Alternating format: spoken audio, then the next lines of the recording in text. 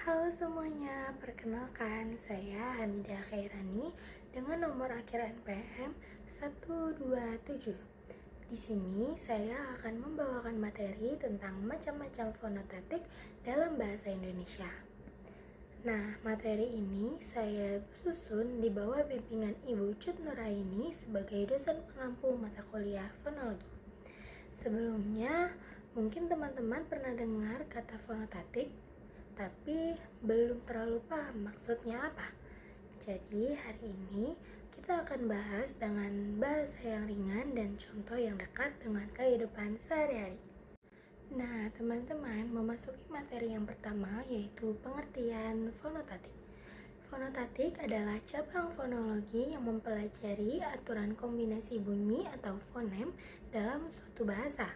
Dengan kata lain, fonotatik ini menjelaskan bunyi apa saja yang boleh atau tidak boleh berdampingan, serta posisi bunyi tersebut dalam suatu kata, seperti awal, tengah, atau akhir.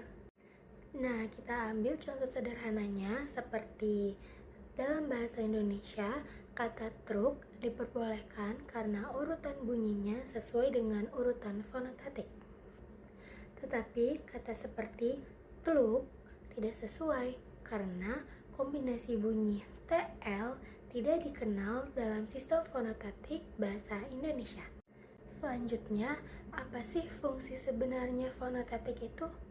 Nah, teman-teman, fungsi fonotatik ini ada 3. Yang pertama, menentukan pola yang sah dalam pembentukan suku kata.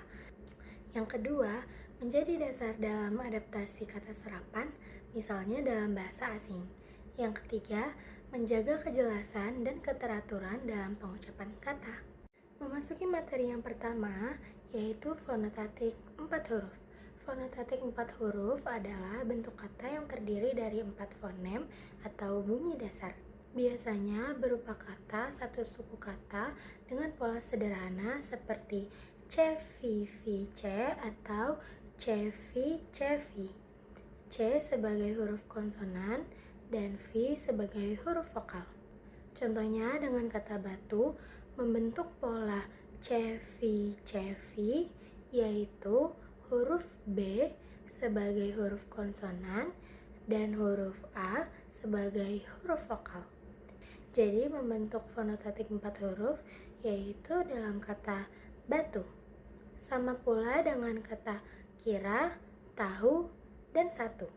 Kata 4 huruf umumnya mengikuti pola konsonan vokal bergantian. Selanjutnya, fonotatik lebih dari 4 huruf. Jenis fonotatik ini memiliki lebih dari 4 fonem yang biasanya 5-8 huruf. Bisa terdiri dari 2 hingga 3 suku kata. Contohnya pada kata kereta yang memuat huruf konsonan, huruf vokal, huruf konsonan, huruf vokal, huruf konsonan, dan huruf vokal, yaitu kereta memiliki 3 suku kata yang mudah diucapkan. Kata lebih dari 4 huruf memungkinkan variasi pola bunyi C-V-C-V-C-V atau C-V-C-C, V-C-V-C, dan yang lain-lainnya. Tetapi tetap sesuai fonotatik jika mudah diucapkan tanpa kombinasi yang aneh seperti TL atau SR. Fonotatik berimbuhan asing. Fonotatik ini merupakan bentuk kata serapan dari bahasa asing yang mengalami penyesuaian fonotatik agar sesuai bunyi bahasa Indonesia. Contohnya dengan kata school, yaitu sekolah dalam bahasa Indonesia yang berimbuhan dengan huruf konsonan SK menjadi sek. Kenapa sek? Karena SK tidak sah menjadi huruf fonotatik di awal. Fonotatik berimbuhan asing menunjukkan bahwa sistem bunyi bahasa Indonesia menyesuaikan kata serapan supaya sesuai dengan aturan pelafalan lokal. Selanjutnya, fonotatik berimbuhan depan, yaitu kata dasar yang diberi imbuhan di depan atau prefix. Imbuhan depan dapat mengubah bunyi awal sesuai aturan fonotatik agar mudah diucapkan. Contohnya, pada kata tulis berimbuhan men menjadi menulis. Dari yang tadinya huruf T yaitu tulis menjadi huruf N yaitu nulis. Perubahan fonem akibat imbuhan depan menunjukkan asimilasi fonotatik, yaitu fonem penutup prefix menyesuaikan bunyi awal kata dasar agar mudah diucapkan. Yang selanjutnya, fonotatik berimbuhan akhir atau sufiks. Fonotatik ini muncul ketika kata mendapatkan imbuhan di akhir. Biasanya tidak mengubah bunyi sebelumnya, tetapi menambah satu suku kata baru. Contohnya dalam kata ajar menjadi ajaran yang menambah satu suku kata yaitu an. Sufiks menambah suku kata tanpa mengubah struktur bunyi utama, tetapi mengikuti pola fonotatik bahasa Indonesia. Memasuki materi yang terakhir yaitu fonotatik berimbuhan awal dan akhir.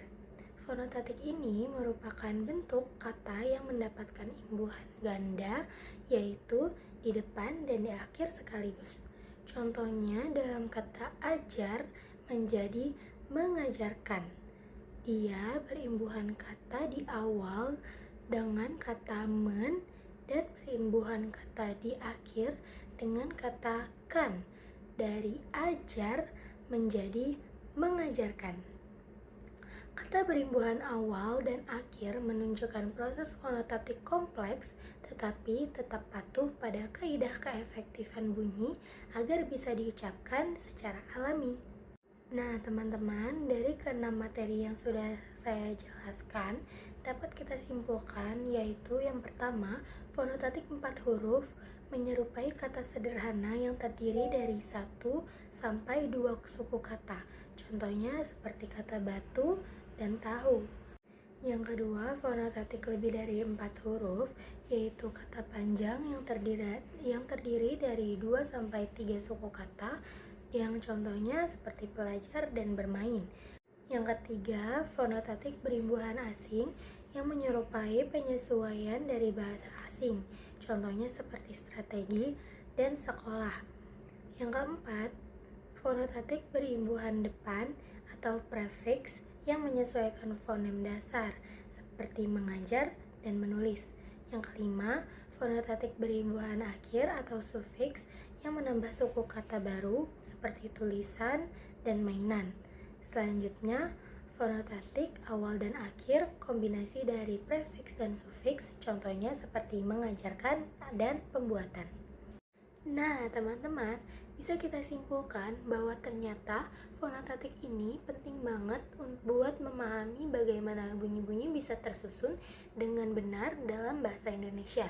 Dari yang sederhana seperti kata 4 huruf sampai yang kompleks dengan imbuhan. Semuanya punya aturan tersendiri.